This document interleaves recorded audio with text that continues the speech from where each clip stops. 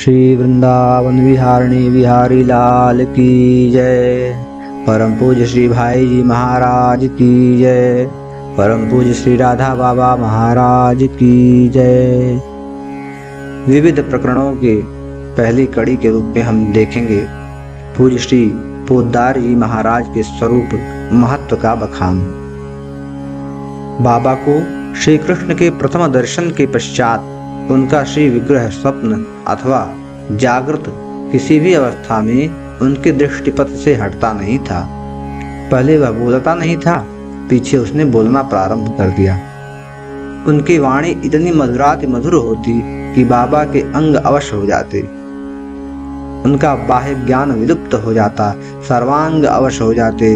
उनका रोम रोम पुकार उठता, आओ प्रियतम प्राणेश्वर, आओ स्वामिन नाथ। एक बार ही नहीं, अनंत काल तक इसी देह से आपके हृदय की जो भी रहस्यमयी वार्ता हो वह अनवरत करते रहो। वह मूर्ति बाबा से जो भी बात करती वह श्री पोद्दार महाराज की अर्थात श्री भाई जी की महिमा का ही बखान होता। बाबा कहा करते थे कि पूज्य श्री पोद्दार महाराज की जो उच्च से उच्च भाव भूमि और स्थिति है, इनके संबंध में जो कुछ मेरी श्रद्धा है वह सब श्री कृष्ण के द्वारा बताई हुई उनकी महिमा के आधार पर ही है। श्री पोद्दार महाराज प्रायः ऐसा आचरण करते थे कि जिससे उनके प्रति मैं श्रद्धा कर लूं। श्री पोद्दार जी महाराज पहले तो वैसा आचरण करते, फिर अतिशय प्यार से मुझे अपना सुगुप्त रहस्य भी खोल कर बता देते। श्री पोद्दार महाराज इसे स्वीकार कर लेते कि भगवान की जो मुझ पर सीमा विहीन कृपा है, उस कृपा का रहस्य कहीं अनावृत नहीं हो जाए। वह कृपा मेरा सदा सुगुप्त धन बना रहे। इसी कारण मेरे द्वारा वैसा आचरण हो जाता है जिसे अनुचित कहा जाता है। श्री पोद्दार महाराज अपने को इसी प्रकार ऐसे अटपटे आचरणों से संगुप्त रखते थे। वे अनेकों बार ऐसा आचरण कर जाते, किंतु जब श्री कृष्ण मेरे सम्मुख उस आचरण का रहस्य खोलते तो वह आचरण जगत के लिए इतना कल्याणकारी सिद्ध होता कि उस पर करोड़ों सदाचार बलिहार कर दिए जाएं।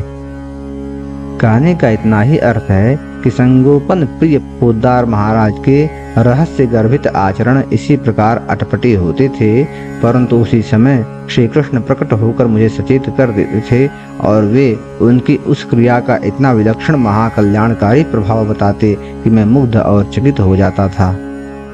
श्री पोद्दार जी महाराज के प्रति मेरी श्रद्धा स्वयं श्री कृष्ण ने उनका हृदय खोल खोल कर ही बढ़ाई है, अन्यथा उनके बाह्य आचरणों से उन पर श्रद्धा करना मेरे लिए सर्वथा असंभव था।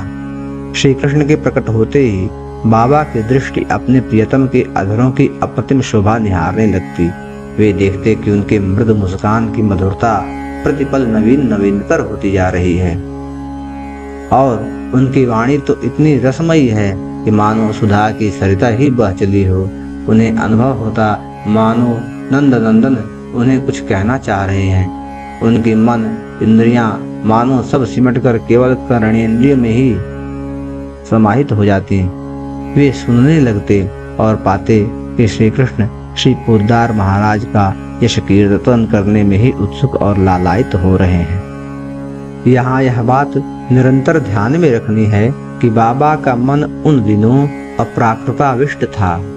बात यह है कि प्राकृत राज्य के प्राणी में इसका मन प्राकृत है।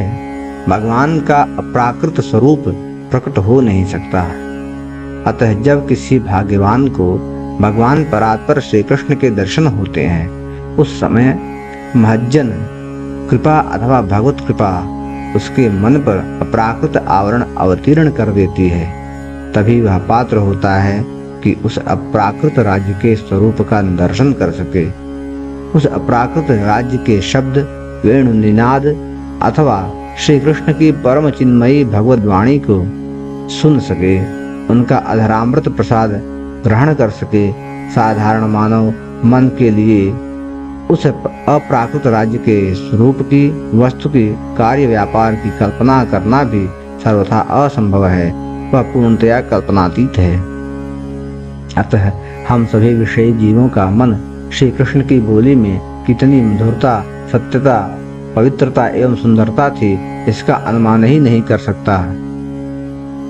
फिर कोई उसका शब्दों द्वारा आकलन करे, यह तो सर्वथा असंभव है। बाबा अनेक बार यह बता चुके हैं कि प्राकृत मन से अप्राकृत वस्तु की प्राप्ति कैसे हो सकती है। वे कहते थे, यह मन भी प्राकृत है और बुद्धि भी प्राकृत है। इस माया जगत की किसी भी वस्तु की गति उस मायातीत राज्य में है ही नहीं। माया जगत के शब्द, स्पर्श, रूप, रस, गंध से मायातीत जगत के शब्द, स्पर्श, रूप, रस एवं गंध सर्वथा भिन्न है। माया जगत के इंद्रियों से ये सर्वथा अग्राह्य हैं। माया जगत की इंद्रियों की वहाँ गति ही नहीं है, पर ये इंद्रियां स्वयं को समाप्त कर सकती हैं। जहाँ इस प्राकृत मन की समाप्ति हुई, वहीं एक अप्राकृत राज्य स्वतः अवतरित हो जाता है और इसका साधन है एकमात्र महत कृपा अथवा भगवत कृपा। यह पुरुषार्थ द्वारा साध्य नहीं है। भगवान और प्रसिद्ध संत दोनों ही बहुत उदार होते हैं। यदि कोई अपने को सर्वथा भगवान पर अथवा किसी भी महत संत पर न्यौछावर कर दे तो भगवान उसकी कामना अवश्य पूरी कर देते हैं। भगवान किसी की आशा खंडित नहीं करते। अप्राकृत राज्य में प्रवेश की एकमात्र यही साधना है एवं यही उस अप्राकृत राज्य के अवतरण का एकमात्र उपाय है। भगवान जब नर रूप धारण करके नर लीला करते हैं अथवा भगवान की लीला राज्य में प्रविष्ट श्री पोद्दार जी महाराज जैसे संत जब तक इस शरीर में हैं, वे देखते, विचारते, छूते एवं संकल्प भी उसी प्रकार करते हैं जैसे साधारण जीव करता है। परंतु उस संत अथवा भगवान का वह कार्य व्यापार मानवीय कार्य व्यापार से सर्वथा भिन्न होता है। संत एवं भगवान की विरुद्ध धर्माशयता ही उनकी परम विशेषता होती है। क्या कोई कल्पना कर सकता है कि अनंत प्रकाश और अनंत अंधकार एक साथ एक देश में रह सकते हैं? कोई भी व्यक्ति कैसे कल्पना करेगा कि विपरीत लोक व्यवहार का आचरण करता हुआ वह व्यक्ति नित्य अखंड परम विशुद्ध सत्य परायण है।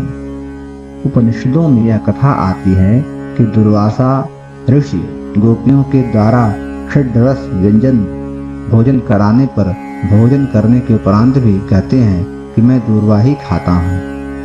एवं वे श्री कृष्ण के संबंध में भी गोपियों से कहते हैं कि श्री कृष्ण बाल ब्रह्मचारी हैं, जबकि गोपियां उनके अंग संग एवं विहार करके लौटती हुई दुर्वासा जी के पास बढ़ी हुई यमुना से निस्तरण का उपाय पूछने आती हैं। दुर्वासा गोपियों से यही कहते हैं कि यमुना जी से कहना दुर्वासा दूर्वा भक्षी है और श्री कृष्ण अखंड ब्रह्मचारी हैं। इस सत्य के प्रभाव से हमें रास्ता दे दो। बढ़ी हुई यमुना जी तत्क्षण घट जाती हैं और गोपियां यमुना पार कर दूसरे तट पर पहुंच जाती हैं। अतः बाबा कहा करते थे कि अप्राकृत मन की प्राप्ति के पश्चात ही मानव संत जीवन की विलक्षणता एवं भगवत लीला के तत्व को, उसके रहस्यों को समझ पाता है, उनका रस ले पाता है। आज के प्रकरण में बस इतना ही। अगले प्रकरण में अगले विषय के साथ उपस्थित होंगे। तब तक के लिए जय जय श्री राधे, जय जय श्री राधे, जय जय श्री राधे।